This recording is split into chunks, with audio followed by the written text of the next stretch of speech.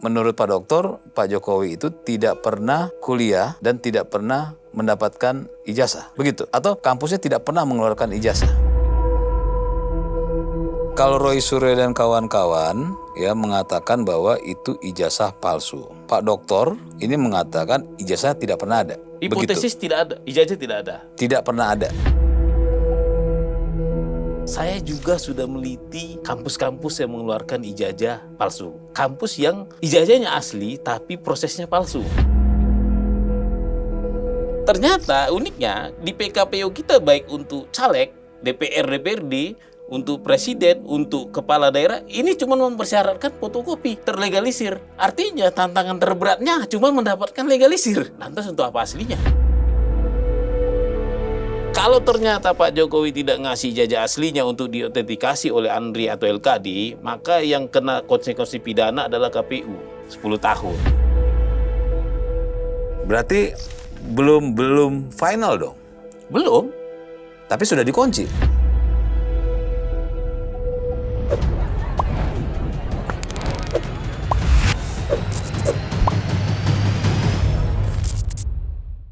Pemirsa, bertemu kembali bersama saya Teddy Gusnaidi di dalam program OTT On The Table. Kali ini kami mengundang ya seorang doktor. Beliau bernama Bonatua Silalahi. Beliau adalah ahli kebijakan publik dan beberapa minggu ini beliau warawiri ya di media dan statementnya bisa kita baca banyak di beberapa media, ya masih terkait urusan ijazah, ya ijazah Pak Jokowi atau ijazah pejabat-pejabat negara ini. Tadi saya sempat berdiskusi dengan Pak Doktor, ya beliau menyampaikan posisi beliau adalah ahli kebijakan publik dan mari kita lihat apa pandangan beliau terkait masalah gonjang-ganjing urusan ijazah palsu ini.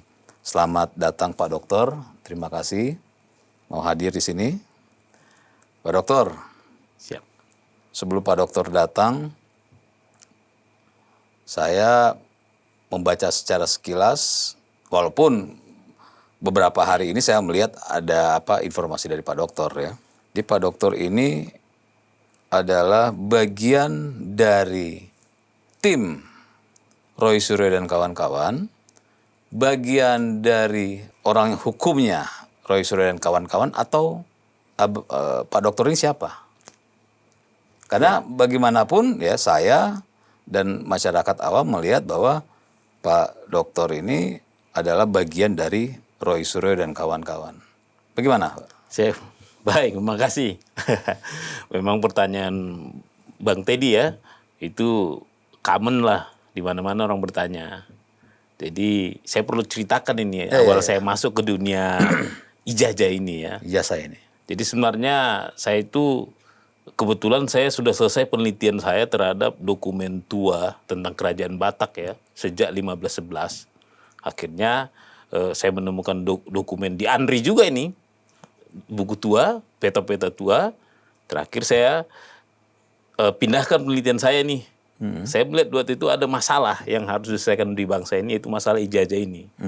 Jadi saya lihat itu, loh ini ijazah ini kok mentok masalahnya, ya kan? Ternyata setelah saya telidiki, saya dengan metodologi kebijakan publik, saya nemu nih problemnya bahwa ternyata tim RRT itu mereka itu membicarakan ijazah itu fokus pada kerangka waktu 1980 ke 1985 pada saat beliau kuliah, Pak Jokowi. Makanya mereka selalu bicara KKN, bicara skripsi, bicara siapa dosennya, bicara ijazah asli, hurufnya, fontnya apa. Nah, ini menjadi, kalau saya kan selaku peneliti Bang ya, artinya saya nggak boleh mengambil kuadran yang sama dengan mereka. Kalau saya mau meneliti, saya harus ada novelty istilahnya, keterbaruan saya. Akhirnya karena latar belakang saya kebijakan publik, doktornya S2-nya juga, saya tempuh metodologi kebijakan publik. Saya ganggu kepublikannya Pak Jokowi Saya ambil latar kerangka waktunya itu adalah di antara 2005 sampai sekarang. Oke. Beliau kan 2005 sudah jadi pejabat publik. Ya, jadi wali kota. Jadi wali kota.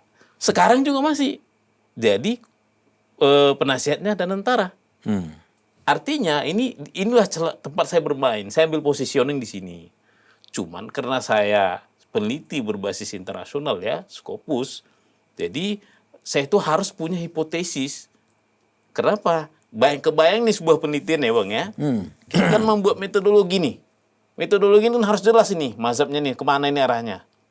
Ya, karena ini sifatnya kualitatif, triknya adalah kita di kuatnya itu di hipotesis. Makanya saya buat hipotesis saya adalah, tapi sebelumnya mundur, bahwa kan pada awalnya kan ada tesis ijazah asli. Oke. Tiba-tiba datang Bambang Tri, Sugih Nur, masuk antitesis ijazah asli. Masuk lagi RRT ya, masuk ke antitesis ijazah asli. Nah, saya masuk hipotesis ijazah tidak ada. Kenapa? Supaya saya bisa mengarahkan penelitian saya membuktikan ijazahnya tidak ada. Artinya masih hipotesis ya. Nah, disinilah saya melihat peranan saya ternyata aku itu mau nggak mau harus posisinya seantitesis dengan grup RRT. Seperti itu Bang. Memang sengaja untuk membedakan atau? Memang harus ada. Saya penelitian itu harus ada antitesisnya. Oke. Apa hipotesanya? Ya, hipotesa Abang ini adalah kalau Roy Suryo dan kawan-kawan ya mengatakan bahwa itu ijazah palsu. Ya. Kalau Pak Doktor ini mengatakan ijazah tidak pernah ada. Hipotesis begitu? tidak ada, ijazah tidak ada. Tidak pernah ada. Saya belum bilang tidak pernah ada, tapi karena kita berangkat frame-nya 2005 ke 2000 sekarang. ya kan. Kan perbedaannya Pak Doktor ini dari 2005 sampai sekarang dalam range bahwa Pak Jokowi itu sebagai pejabat publik. Iya. Oke, perbedaannya dengan Pak Roy Suryo dan kawan-kawan adalah yang dipermasalahkan tahun 80-an, 85 itu ketika ceritanya Pak Jokowi masih jadi mahasiswa. Iya. Artinya terlihat ada perbedaan ya bahwa cara melihatnya dari tahunnya sudah berbeda. Iya. Kedua, ada perbedaan, yang satu mengatakan palsu, Pak Doktor mengatakan ijazahnya tidak ada. Iya. Bisa dijelasin nggak dari mana tidak adanya itu? Jadi gini, Pak. Saya juga sudah meneliti juga namanya pramuka sejak dulu. Ya urusan katanya ada palsu ijazah-ijazah di pramuka lah. Saya juga sudah meneliti kampus-kampus yang mengeluarkan ijazah palsu. Kampus yang ijazahnya asli tapi prosesnya palsu. Ijazahnya asli, Prosesnya palsu. prosesnya palsu. Oke. Tiba-tiba tugas akhir. Tiba-tiba Nggak pernah kuliah. Nggak pernah kuliah. Oke. Saya nemu juga. Jadi saya ada penelitian itu, ya kan. Nah, paling uniknya saya menonton waktu itu ada testimoni dari komisioner di acara TV terkenal yang menyebut bahwa ada pelaku di pramuka menyebut dia itu menempelkan foto. Artinya dia foto karena memang PKPU peraturan KPU hanya mensyaratkan, nggak pernah ini kelemahan kita ya yang sudah saya uji di MK. Peraturan KPU kita hanya mensyaratkan fotokopi terlegalisir. Ya. Lantas untuk apa aslinya? Ya mereka mencetak fotokopi. Fotokopi ini dibawa meleges. Nah ternyata uniknya di PKPU kita baik untuk caleg, DPR, DPRD, untuk presiden, untuk kepala daerah, ini cuma mempersyaratkan fotokopi terlegalisir. Artinya tantangan terberatnya cuma mendapatkan legalisir. Ya. Makanya saya beranggapan, saya ambil dari situ. Dari kisah itu yang ada, saya juga jadikan bukti nih Bang ke MK, bahwa itu ada rekamannya. Pak Putu, itu yang dari Bali ya, yang komisioner dulu, bercerita di situ, di acara itu, TV swasta ya. Menceritakan bahwa modus mereka itu rata-rata membuat fotokopi yang terlegalisir. Nah, begitu nanti ada mau klarifikasi, ya dia bermain mata sama penerbitnya, sama yang mengeluarkan ini pada saat supaya bisa dileges. Oke, kalau kita bicara soal hal seperti itu sudah dari zaman dahulu sudah kita dengar lah ya, bahwa ada ijazah yang orang yang kuliah tiba-tiba keluarlah ijazahnya karena kenal dengan kampus, ada yang bermain di pramuka. Nah, saya balik lagi ke urusan ijazah Pak Jokowi karena Pak Doktor ini kan bisa dikatakan penelitiannya itu untuk urusan ijazah Pak Jokowi kan? Iya. Ya. Nah, urusan ijazah Pak Jokowi ini belak-belakan aja kita ngomong. Hasil dari hipotesisnya itu bisa dikatakan bahwa tidak ada. Tidak ada, artinya gini, sebenarnya menurut Pak Doktor, Pak Jokowi itu tidak pernah kuliah dan tidak pernah mendapatkan ijazah. Begitu. Atau sebenarnya kampusnya tidak pernah mengeluarkan ijazah. Saya belum sampai ke situ, Bang.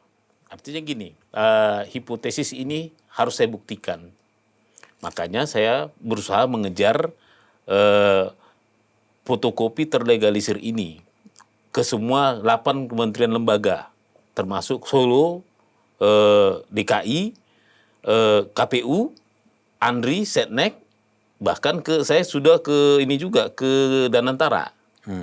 Artinya saya belum menemukan sesuatu yang menghubungkan fotokopi ini ke asli. Kenapa? Baik KPU pun dia tidak pernah mengecek kesamaan antara fotokopi ini dengan aslinya. Itu fakta yang saya temukan. Bahkan kalau abang cermatin sidang-sidang di KIP yang ini, terbukti juga KPU mengaku kami tidak pernah mengecek kesamaan antara asli dengan fotokopi terlegalisir. Karena kalau bicara legalisir kan ya kita waktu selesai sekolah kan, itu pasti kan fotokopi dan minta legalisir di sekolah. Iya. Ya. Mau di SMA, mau di kuliah dan segala macam. Karena itu aturan yang memang sudah ada dari dulu hingga hari ini. Nah, yang mau dipermasalahkan itu aturannya. Ini kan dua hal yang berbeda nih menurut saya. Iya. Yang mau dipermasalahkan aturannya, ya, PKPU-nya, atau yang mau dipermasalahkan itu adalah ijazah Pak Jokowinya. Jadi begini Bang, ada 3 level nih penelitian terhadap ijazah ini kalau untuk jadi pejabat publik. Kalau menurut PKPU, level pertama itu adalah verifikasi. Ini sifatnya administrasi. Ya, Dia ngecek benar nggak sudah dileges. ya betul. Dia tanya kampus, Betul. benar nggak ada mahasiswa ini? Ini sifatnya verifikasi administrasi. Dan di berikutnya ini klarifikasi. Nah, di PKPU disebut kalau mencurigakan mereka akan cek aslinya dengan fotokopi. Ya. Aslinya dibawa ke kampus. Ya. Ditanya, ini ijazah asli dengan banding ini benar nggak? Ya. Itu namanya level klarifikasi. Nah, di sini di regulasi kebijakan ini KPU benar. Kenapa? Memang ini di bawah rezim undang-undang pemilu. Betul. Tapi Bang, kan bernegara ini nggak boleh patuh pada satu peraturan. Ya. KPU lupa ada namanya undang-undang kearsipan yang mewajibkan bahwa si pencipta arsip yaitu KPU harus melakukan autentikasi. Autentikasi pada saat penciptaan arsip dan pada saat penyerahan arsip dari dinamis ke statis dan statis diserahkan ke ANRI. Nah, di sini ANRI ataupun lembaga kearsipan daerah kalau di level daerah, kota dan provinsi, mereka harus melakukan namanya autentikasi. Nah, autentikasi inilah yang sangat berat. Kenapa? Mereka harus memastikan fotokopi terlegalisir otentik dengan aslinya. Artinya kan mereka harus minta aslinya. Nah, kalau dari diskusi kemarin dari beberapa ahli dari persidangan kami dengan ANRI, ya ahli bilang bahwa menurut peraturan Kepala ANRI nomor 1 tahun 2023, autentikasi ini memeriksa 2, fisiknya dengan informasinya. Fisiknya itu ijazah, dia harus cek ukurannya. Sama nggak? Setelah dia cek kertasnya, sama nggak? Sesuai nggak latar kearsipannya? Biasanya katanya kalau ini sudah benar, ini 80% kemungkinan tidak palsu. Tapi dia masuk ke ngecek autentikasi terhadap informasinya. Ini tadi informasi itu tulisan-tulisannya, NIM, nama, tanggal lahir, tanda tangan itu semua. Ini harus dicek oleh ANRI atau LKD. Coba sampaikan nih, ANRI itu apa nih? Jadi pemirsa tahu nih. Jadi ANRI itu Arsip Nasional Republik Indonesia. Oke, ya, Arsip Nasional Republik Indonesia. Ini dibentuk oleh Undang-Undang Nomor 43 Tahun 2009 tentang kearsipan negara. Di bawah ANRI itu dia secara fungsional dia membawai LKD, Lembaga Kearsipan Daerah. Ini biasanya di dinas perpustakaan dan kearsipan. Kalau kalau kayak kita di DKI ya, itu dinas kearsipan. Kalau di Solo itu dinas perpustakaan dan kearsipan digabung. Itu namanya LKD. Ya. Jadi mereka wajib menerima semua berkas-berkas bernilai sejarah. Nah, salah satu yang syarat pencalonan itu justru di peraturan KPU-nya, di JRA namanya, Jadwal Retensi Arsip, itu termasuk dalam klaster permanen, tidak boleh dihilangkan, tidak boleh dihapuskan karena dia mengandung nilai sejarah. Nah, makanya kita sekarang kita rame nih, saya juga sengketakan di Andri ini di KPU, di Komisi Informasi Pusat. Kemarin juga saya sengketakan Pemprov DKI yang membawa dinas kearsipan di KI DKI Jakarta. Tadi per hari ini sidang pertama kita mensengketakan dinas kearsipan Kota Surakarta di Komisi Informasi Jateng.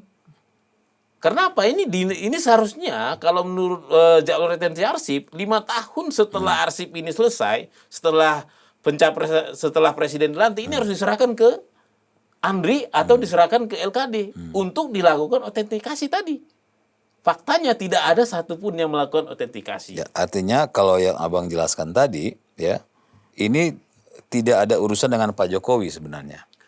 Nah, karena kalau yang dibicarakan tadi, kalau saya tangkap, koreksi kalau saya salah, bahwa ini adalah pihak KPU, ya, dalam menjalankan PKPU tidak melaksanakan apa yang Abang sampaikan tadi, ya. Artinya ada verifikasi selanjutnya. Nah, di mana kalau itu urusan itu kan, nah kalau kayak saya nih, saya pernah ikut nyalek, saya nggak tahu bagaimana verifikasi mereka KPU gitu kan. Pokoknya saya nyalek, saya bawa legis fotokopian, dan mereka memang datang ke sekolahan saya untuk mengecek gitu kan. Dan faktanya di dalam berbagai pemilihan ini KPU banyak menemukan, ya, calon-calon yang berijazah tidak sesuai. Ya, artinya kalau melihat ini, KPU itu sudah menjalankan prosesnya untuk verifikasi dan mereka menemukan ada calon-calon yang ternyata ijazahnya tidak layak atau tidak benar atau palsu gitu kan. Nah, dan Pak Jokowi pun otomatis sudah masuk dalam verifikasi tersebut dan dinyatakan tidak ada masalah.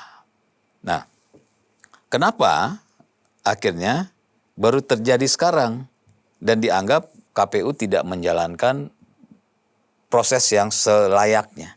Kenapa baru sekarang? Saya juga ini Bang ya, tidak langsung menuduh, menyimpulkan ini Pak Jokowi yang salah. Karena ini sudah berlangsung selama periode pemilihan langsung.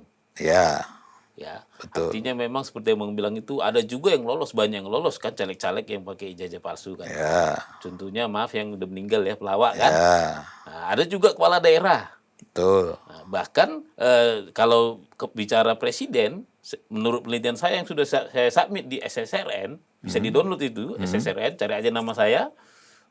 Di situ saya menemukan bahwa Presiden Hungaria kena kasus seperti ini. Menteri Jerman 2 orang tuh kena. Di Pakistan bedol desa Bang. Calegnya semua kena. Jadi di presiden itu 54 kena.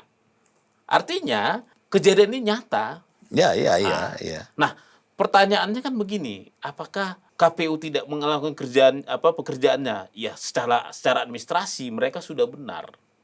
Kalau melihat rezimnya undang-undang pemilu. Tapi kalau dia undang-undang kearsipan tidak boleh dong, karena pidananya 10 tahun. Artinya sebenarnya Pak Doktor ini sedang mempermasalahkan PKPU-nya. Tidak. PKPU-nya ya benar, saya sudah lagi uji di MK. Nah, artinya kalau terjadi pengujian di MK, artinya undang-undangnya ke MK nih, atau PKPU-nya. Kalau PKPU MA dong. Enggak, undang-undangnya. Undang-undangnya. Pasal 199 jadi undang-undang pemilunya diajukan ke MK. Ya, artinya judicial review ke MK. Nah, artinya kalau pengajuan itu adalah penilaian Pak Doktor bahwa ini bertentangan loh, ya. Dan ingin agar supaya diputuskan oleh MK sehingga sesuai dengan keinginan Pak Doktor itu dilaksanakan di PKPU kan. Iya. Nah, Berarti apa yang dijalankan selama ini oleh KPU dengan PKPU-nya itu tidak bertentangan dengan undang-undang. Tidak bertentangan dengan undang-undang pemilu. Pemilu kan? Tapi bertentangan dengan undang-undang kearsipan. Ya, artinya yang dipermasalahkan sekarang saya udah ketemu adalah harusnya PKPU itu harus terkoneksi dengan undang-undang perarsipan. Kearsipan, iya. Gitu kan? Betul Itu lah. yang diinginkan kan? Iya. Cuma di undang-undang pemilu tidak ada itu. Iya. Oke, paham.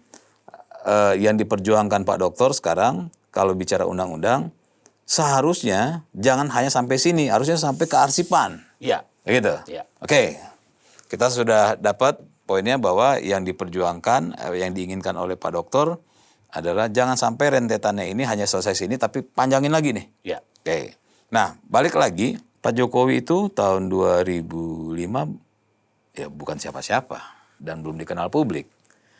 Bagaimana caranya dia bisa mengontrol misalnya KPU, sedangkan beliau masih belum siapa-siapa saat itu.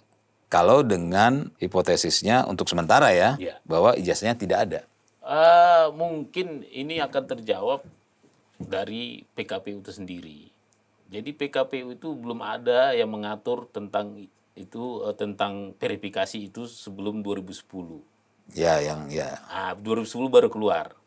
Artinya ya zaman namanya juga pemilu pertama langsung kan itu. Ya. Ya kita harus tahu lah. Mungkin banyak miss, banyak yang tidak aware akan masalah ini. Kita sangat maklumi. Tapi begitu 2010 sudah ditetapkan juga PKPU-nya. Cuman ada kalimat dapat atau apabila untuk legislatif Bang justru tidak ada. Cukup katanya fotokopi terlegalisir itu sudah sah. Ya. Untuk caleg, DPRD dan DPRD. Ya. Tapi untuk kepala daerah itu ada kalimat dapat. Untuk presiden apabila. Ya. Nah, apabila bahwa mencurigakan baru dia cek semua itu verifikasi, klarifikasi.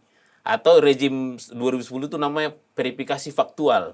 Kalau rejim sekarang verifikasi, klarifikasi. Ya. Hanya itu Bang.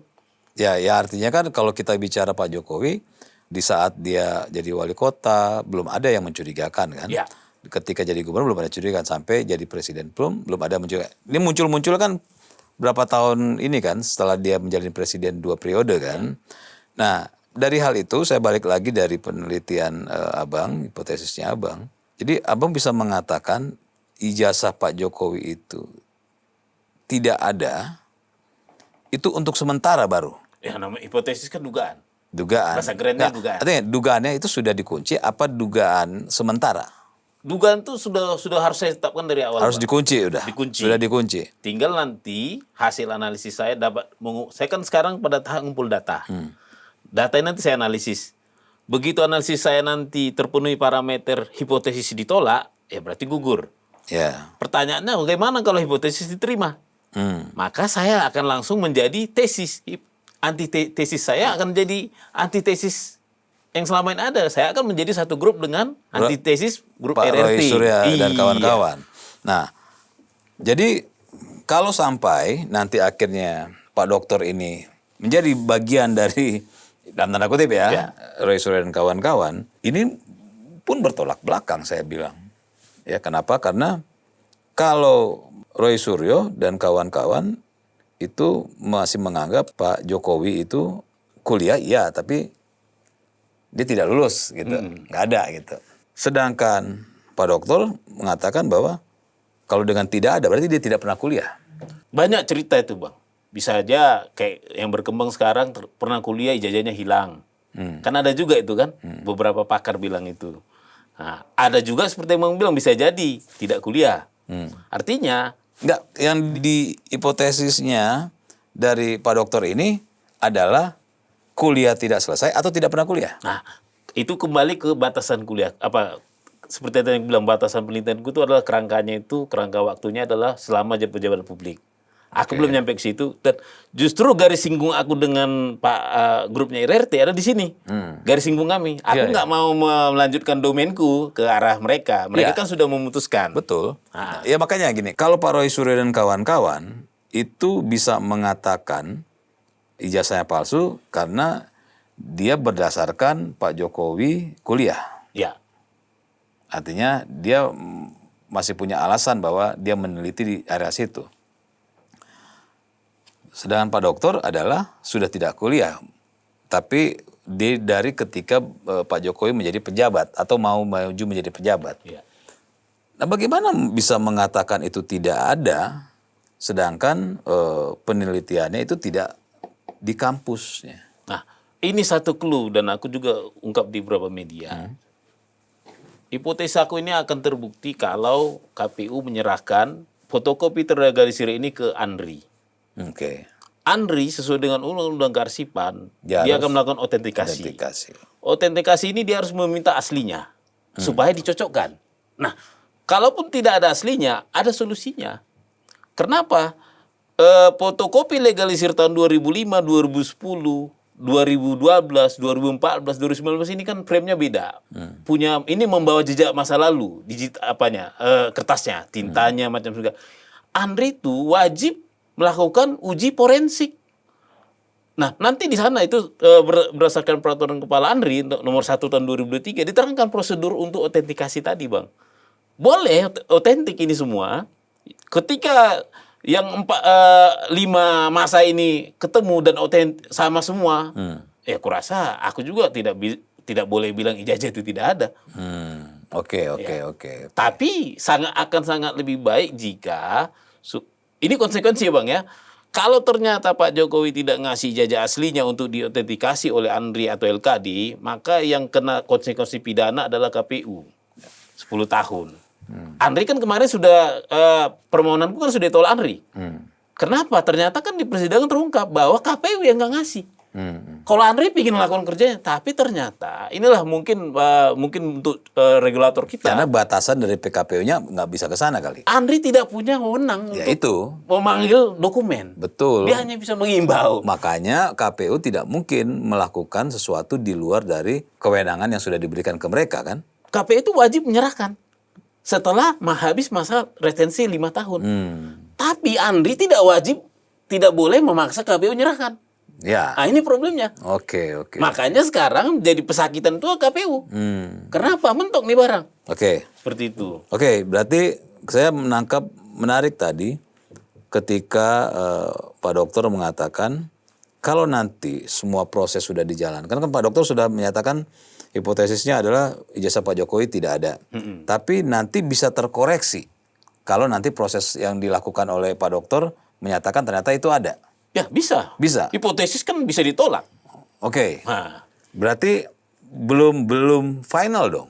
belum. Tapi sudah dikunci. Hipotesis dikunci. Harus dikunci, tapi Ya, belum final. Belum. Kalau gini, Bang. Nah, ini kan artinya bedanya dengan Roy Suryo dan kawan-kawan apa? Kalau beliau kan mereka bertiga sudah tesis. Ya. Tesis itu artinya sudah mereka pertahankan, mereka bukan dugaan lagi. Begitu saya hipotesis saya diterima, maka itu jadi tesis. Maka tesis saya sama dengan tesis beliau. Ya kan? Sekarang saya masih hipotesis. Oke. Kenapa? Kami juga kan pendekatannya berbeda. Saya mendekatinya dengan dokumen publik, mereka mendekatinya dengan dokumen asli. Tapi mereka nggak pernah punya dokumen asli. Itulah problemnya. Oke. Makanya saya tidak mau masuk ke ranah situ karena memang saya nggak latar waktunya kan nggak di situ. Oke. Nah, sebagai ahli, saya mau coba tanya nih, sebagai ahli, ya, Pak Dokter ini coba kasih saya penjelasan kepada pemirsa juga. Ada yang mengatakan Pak Jokowi agar supaya masalah ini berhenti, tidak berpanjang-panjang, cukup tunjukkan ijazahnya ke publik. Itu kan, saya dengar kan? Ya. Nah, secara sains, secara metodologi dan segala macam, apakah ini bisa menyelesaikan? Ya, pertama kan saya juga pernah bilang itu bahwa Pak Jokowi dilindungi undang-undang privat. Benar. Maka saya nggak mau meributkan latar tadi itu, Bang, 1980 ke 85. Ya. Itu ranah private. Beliau belum jadi pejabat publik di situ. Ya, Saya juga sebenarnya udah berkirim surat ke UGM. Cuman saya tidak mau teruskan. Kenapa? Saya sadar 1980 ke 85 ini adalah ranah private. Saya hanya bisa mengulik kepublikan beliau. Ya. Kepublikannya itu dimulai sejak 2005. Ketika dia Jadi calon. Artinya kan dia menghilangkan privasinya Ya, ya. pada saat itu. Ya. Nah, makanya yang mau kita ambil juga dokumen-dokumen dikuasai badan publik. Bukan dokumen pribadi beliau. Oke, mungkin dari sisi itu ya. Mungkin ada juga yang ngomong bicara undang-undang PDP, perlindungan data pribadi. Ya. Tapi perlindungan data pribadi juga ada pasal di situ disebut bahwa PDP itu dikecualikan untuk penelitian. Nah, itu ya. Kalau dari sisi undang-undang PDP, sekarang dari sisi undang-undang KIP, Keterbukaan Informasi Publik. Memang pasal 17 ada yang dikecualikan. Pada intinya, simpelnya gini Bang, semua informasi itu terbuka. Yang dikuasai badan publik, informasi dan dokumen terbuka. Pada intinya, prinsipnya. Tapi ada yang dikecualikan. Uniknya, ini ada lagi, dari yang dikecualikan, ada lagi yang dikecualikan. Dikecualikan, informasi yang dikecualikan itu dikecualikan jika menyangkut pejabat publik. Pejabat publik. Makanya saya dapat ijazah itu. Karena saya kan, pertama kan saya ditolak dengan alasan pengecualian. Pengecualian. Terus saya sanggah. Saya kasih tunjuk pasalnya. Saya adakan gugatan. Ternyata saya benar. Pasal 18 ayat 1 angka huruf B itu kan ada. Jelas disebut dikecualikan yang dikecualikan. Makanya kalau yang untuk yang ini ya sorry. Memang publik itu tidak boleh berlindung di balik undang-undang privat. Oke. Apa perbedaannya? Ya. Dari pertanyaan saya tadi, apa perbedaannya kalau Pak Jokowi mengatakan ya sudah karena ini private yang dipermasalahkan, maka saya tidak mau menunjukkan ke publik. Terus, tapi kan Anda sekarang jadi pejabat publik. Apa perbedaannya, Bang? Jadi mau nggak mau artinya harus menunjukkan dong. Kalau saya enggak. Gini, undang-undang keterbukaan informasi publik itu kita beributkan dokumen yang dikuasai badan publik. Kalau ijazah asli itu tidak boleh. Karena dipegang. Oke. Fotokopinya iya, yang terlegalisir iya, karena itu dokumen publik. Artinya yang ditunjukkan selama ini, kalau mau ditunjukkan pun adalah oleh KPU gitu. Kalau dia ijazah asli, dia masuk hukum private. Ya. APH bisa masuk ke situ. Oke. Tapi bukan pintu masuknya bukan dari undang-undang KIP, bukan dari undang-undang kearsipan. Tapi nanti undang-undang kearsipan bisa minta tolong karena KPU selama ini sudah melakukan maladministrasi di mana dia seharusnya melakukan autentikasi pada saat penciptaan arsip. Jadi ceritanya begini Bang, pada saat dikasih ijazah fotokopi legalisir, maka KPU sesuai dengan undang-undang kearsipan harus mau nanya mana aslinya. Diautentikasi. Ini namanya autentikasi penciptaan arsip level pertama. Begitu sudah berhasil beliau jadi pejabat publik. 5 tahun kemudian informasi fotokopi legalisir yang dipegang KPU ini harus diserahkan ke Andri atau LKD kalau dia wali kota atau. Nah, di sini Andri lagi melakukan namanya autentikasi. Yang kedua, dia akan minta lagi bersandingan lagi. Nah, Andri akan melakukan tadi proses-proses autentikasi sesuai dengan peraturan kepala Andri nomor 1 tahun 2023 tadi. Seperti itu. Oke. Jadi balik lagi ke pertanyaan saya, artinya kalau yang ramai sekarang ini soal agar supaya tidak berlarut-larut Pak Jokowi, tunjukin aja ijazahnya ke publik. Nah, itu sesuai dengan pertanyaan saya tadi. Apakah itu dapat dibenarkan atau tidak? Bagaimana tuh? Ya, itu wisdom lah ya. Wisdomnya orang kan beda-beda ya, kebijakan orang. Tapi itu tidak menyelesaikan kan sebenarnya? Mungkin apa ya? Kita bicara secara hukumnya. Kalau hukum sudah pasti, ya apa ya? Susah juga bilangnya Bang ya. Karena ada ternyata Pak Arsusani juga di demo masih kan? Ya kan?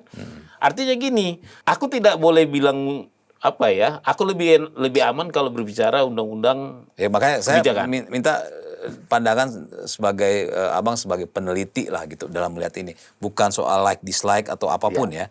Artinya apakah benar dengan menunjukkan ijazah secara penelitian hukumnya itu menyelesaikan masalah apa tidak? Kalau saya Bang lebih menyelesaikan itu menurut saya kita kembali ke undang-undang kearsipan. KPU segeralah serahkan itu dokumen ijazah beliau yang terlegalisir tahun 2005, 2010, 2012, 2014, 2019 ke Andri atau ke LKD. Segera LKD panggil ahli-ahlinya sesuai dengan perkanya. Nanti kan mereka panggil arsiparis pertama. Ahli arsip. Panggil ahli dokumen forensik. Panggil ahli pendidikan. Nah, ini kan sudah banyak ini yang terlibat.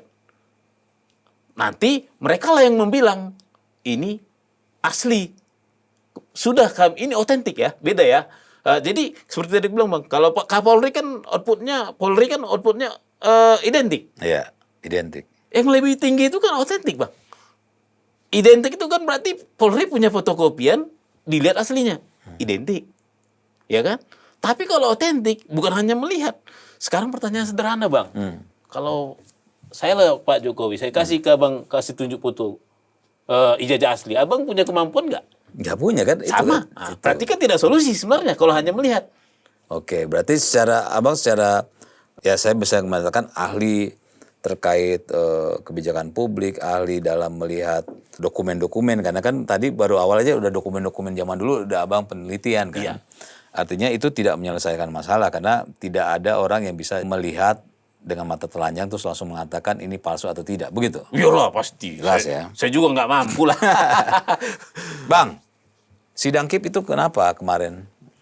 Itu kan sempat ditolak ya? Atau bahasanya apa? Iya. Tuh? Coba itu begini, saya mau menjadi orang awam nih ya.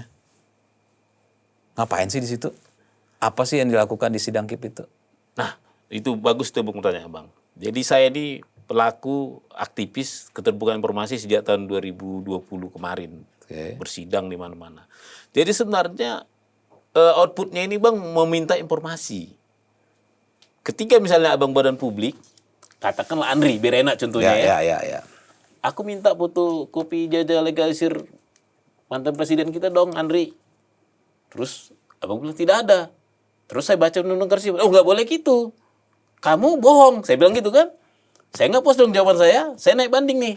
Oke. Ke Komisi Informasi. Iya. Saya bilang Komisi Informasi, dia bohong. Saya nggak puas dengan jawaban dia. Seharusnya ijazah itu udah ada di dia, di Andri. Kita bersidang. Nah, Komisi Informasi langsung cari tahu, benar nggak Abang bohong? Tujuan dia satu itu, benar nggak Abang bohong? Dicari. Ternyata Abang jujur. Emang belum Abang pegang barangnya mau diapain, Pak Hakim. Kan gitu kan? Akibatnya, Pak Hakimnya bilang ke saya, komisionernya, nggak ada barangnya di situ mau diapain? Udah permohonanmu kami tolak. Kan gitu Bang. Ya, saya juga mau ngomong apa? Masa saya bermohon supaya ngelihat. Ya. Tiba-tiba barangnya nggak dia, Bang. Berarti kan saya ditolak dong. Iya. Itu Bang. Lain hal dengan KPU. Ternyata barangnya ada di KPU, kata Andri. Saya kejar Andri. Saya kejar KPU. Akibatnya kan KPU gini, nggak bisa ngeles lagi. Iya, barangnya di saya. Iya. Nah, ternyata KPU punya trik lagi. Begitu saya minta barang itu, dia keluarkan peraturan keputusan KPU 731 yang rame viral itu. Ya kan?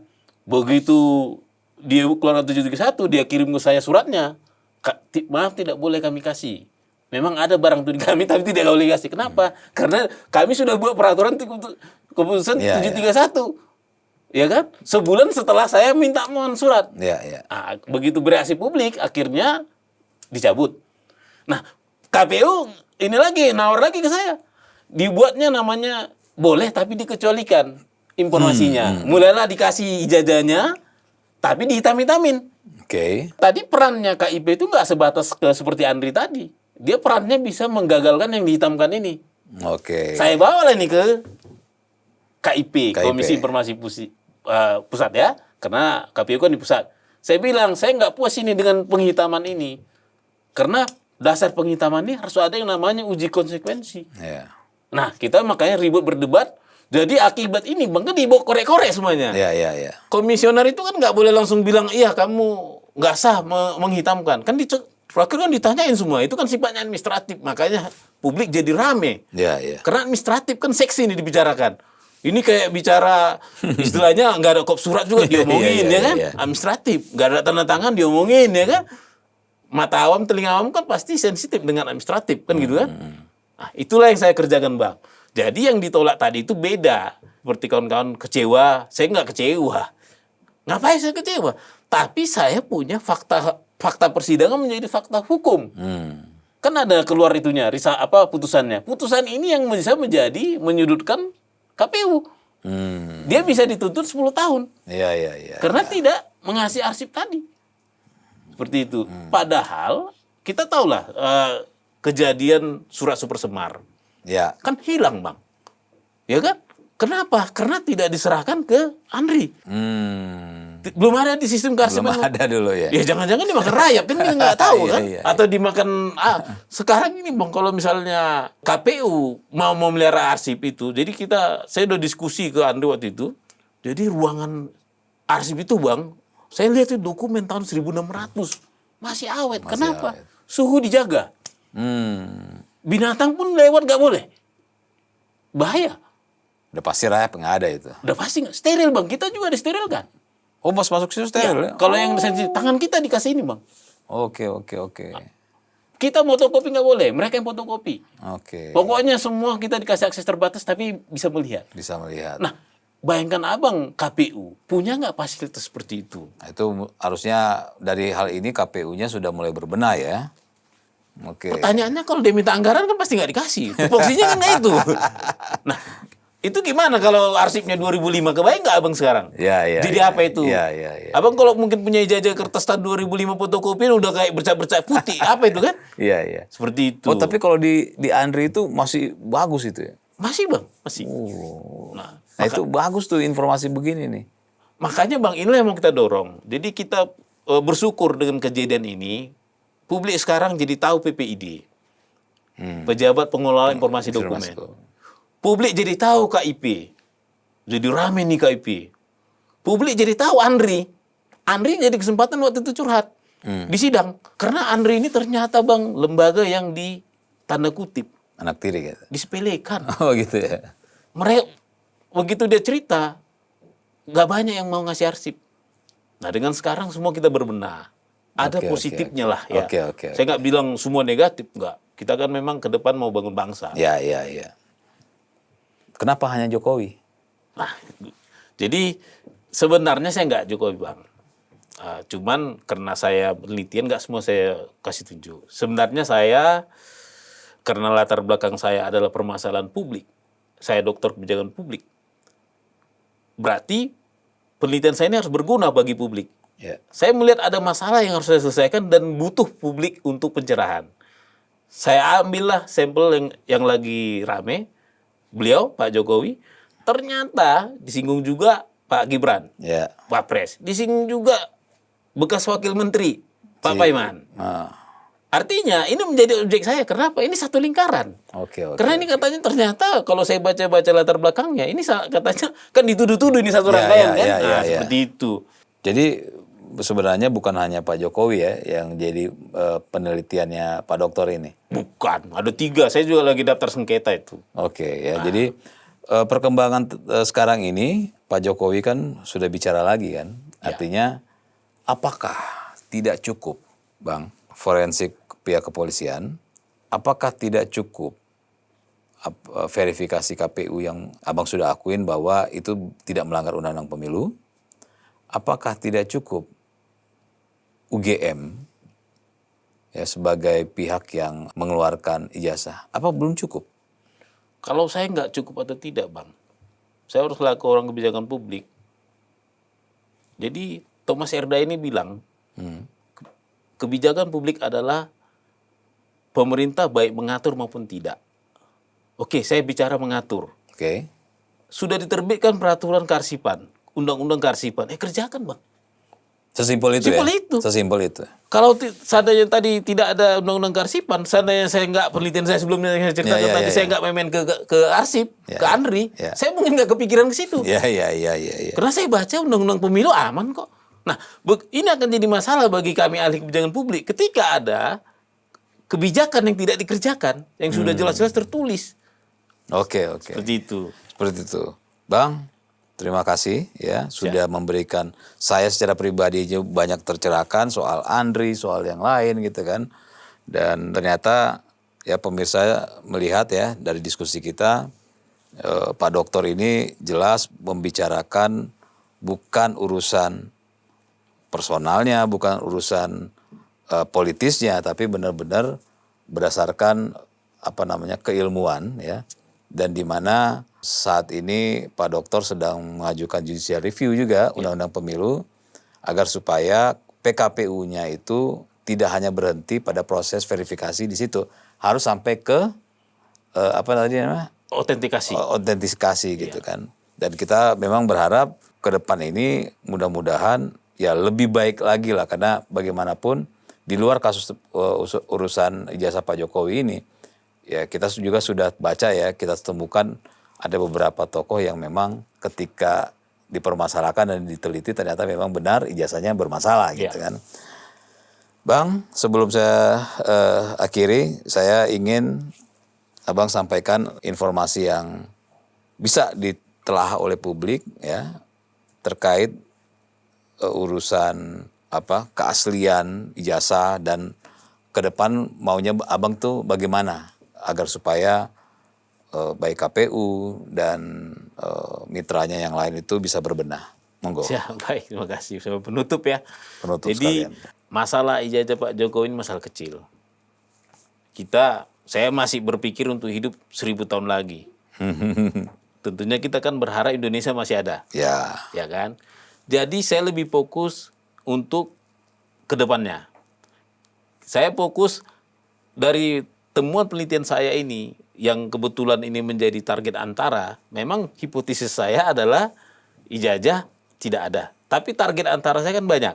Ketemulah tadi problem-problem ini. Yang ternyata KPU tidak melakukan autentikasi, bahkan klarifikasi pun tidak. Nah, ini yang mau kita perbaikin, Bang. Kalau nanti misalnya MK tidak menyetujuinya uji saya akan ke MA menguji KPU-nya, PKPU-nya. Ya kan? Kalaupun tidak lagi, saya akan ke DPR. Kenapa? Ya, ini nasib bangsa 1000 tahun ke depan. Kalau enggak nanti anak saya pun enggak mau sekolah, Bang. Kalau mau cara berpikir dia ya, toh juga bisa ya tanda kutip lah ya kan, apalagi indeks IPK kita kan 34.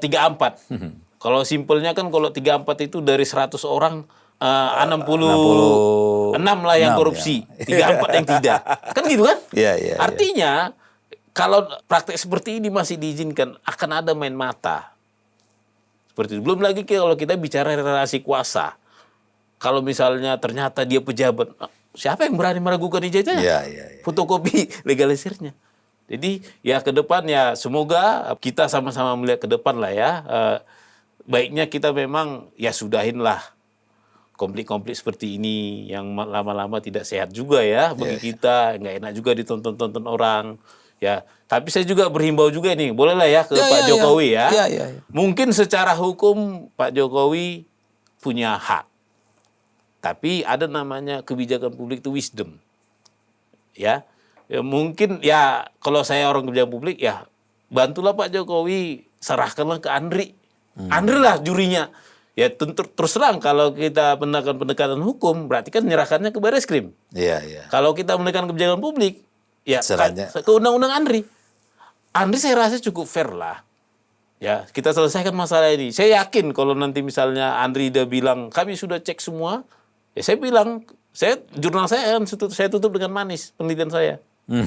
Ya kan? 100% implementasi kebijakan publik berjalan. Begitu saja, Bang. Terima kasih, Bang. Terima kasih. Terima kasih.